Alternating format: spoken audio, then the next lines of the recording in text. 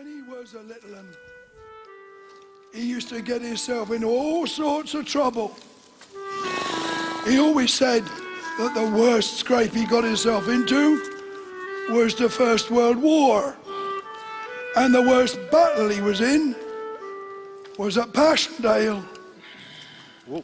And he was there all because of an horse.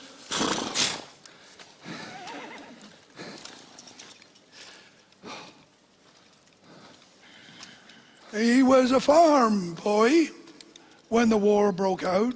15, that's all. Like me, he didn't get a lot of schooling. He always said you could learn most of what was worth knowing from keeping your eyes and ears peeled. Anyway, that's by the by. Father had this young colt, Joey, he called him. Broke him to alter. Broke him to ride, broke him to plough. Grew up together, they did. Best friends, meant the world to each other. And if ever that horse got sick, Father would bed down beside him in his stable till he was better. He loved that horse like a brother he did.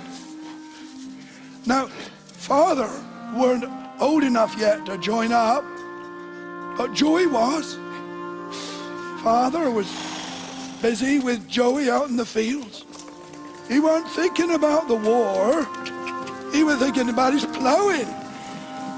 He didn't know the army would come into the village looking for good, sturdy horses to buy for the cavalry, for pulling guns or ammunition wagons or ambulances. They needed all the horses they could get, and they were paying good money too. Come on, Joey. Come on! Come on! Come on! It was his own father who done it. Done it without telling him. Done it behind his back. His father took Joey up to the village and sold him off to the army. Father, no. No! Father! £40 he got for him.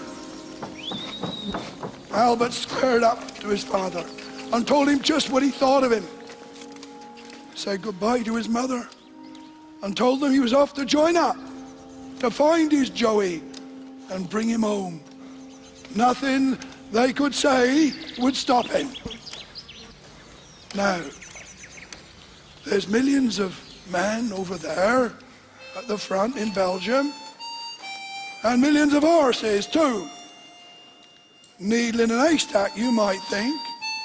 Father told me, and you'd be right.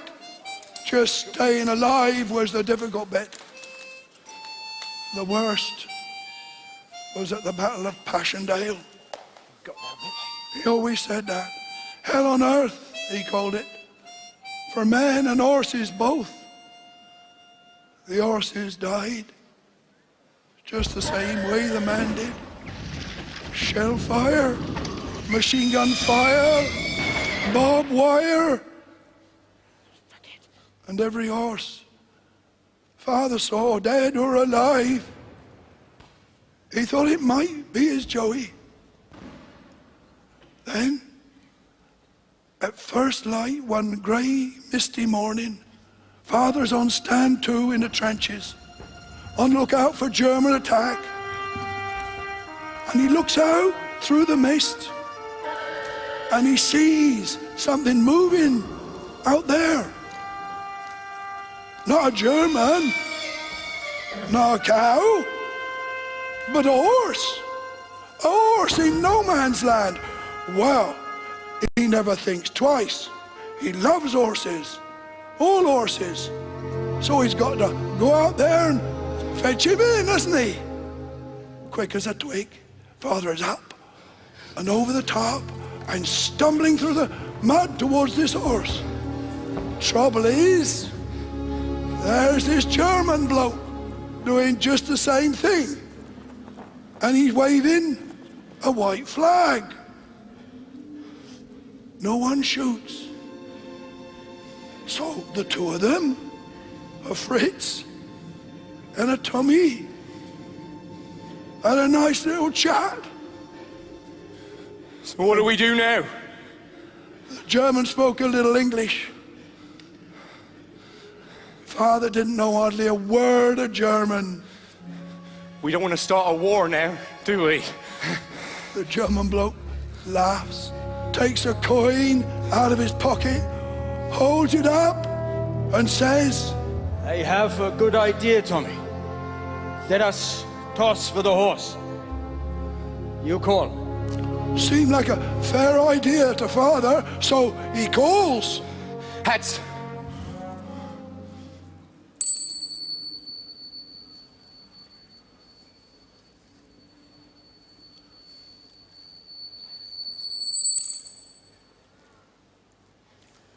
That, I'm afraid to say, is the face of my Kaiser looking up at me. He does not look pleased. The two of them shook hands and wished each other well. Auf Wiedersehen, Tommy. Same to you, Fritz.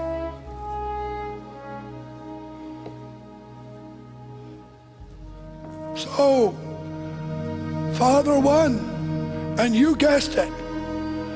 When they got that horse back to the veterinary hospital and cleaned him down, and that took some doing, Father said, it was his Joey standing there. That takes some believing, I know, but it's true enough, I'm telling you. Father always said he and Joey were the lucky ones. They came home at the end of the war. And the whole village was there to meet them. Bells ringing, band playing, flags flying. But all Father could think of, he told me, as they rode up into the village that day were the millions of men and horses on all sides, for whom the bells were not ringing, the band not playing, who were not coming home.